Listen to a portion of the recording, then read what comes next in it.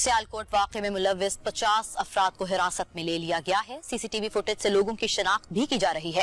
तर्जुमान पंजाब हुकूमत हसन खावर कहते हैं मुलव्विस अफराद के खिलाफ कार्रवाई होगी।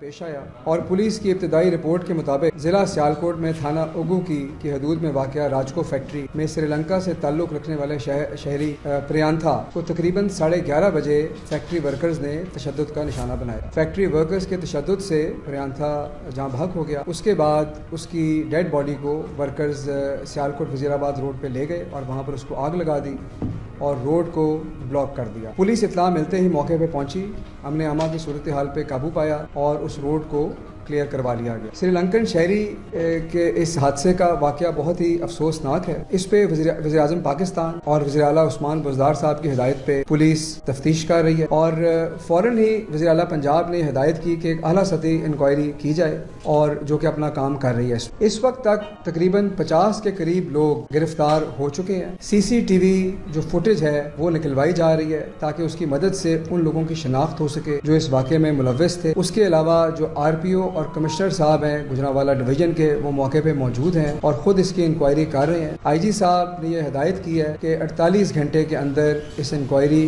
का रिजल्ट सामने आना चाहिए। वज़ीर आला पंजाब जो है वो सब खुद इस वक्त राब्ते में हैं पुलिस से और कमिश्नर से भी, ज़िला इंतज़ामिया से, और खुद सूरत हाल को मॉनिटर कर रहे हैं। मैं आपको यकीन दिलाना चाहता हूँ कि इस वाक़े में इंसाफ ना सिर्फ होगा बल्कि इंसाफ होता हुआ नजर आएगा और हम पाकिस्तान तो क्या किसी भी महज़ब माशरे में ऐसा घिनौना फेल होने की इजाज़त नहीं दे सकते। हम इस सिलसिले में बिल्कुल गैर जानिबदाराना तफ्तीश और इंक्वायरी करेंगे।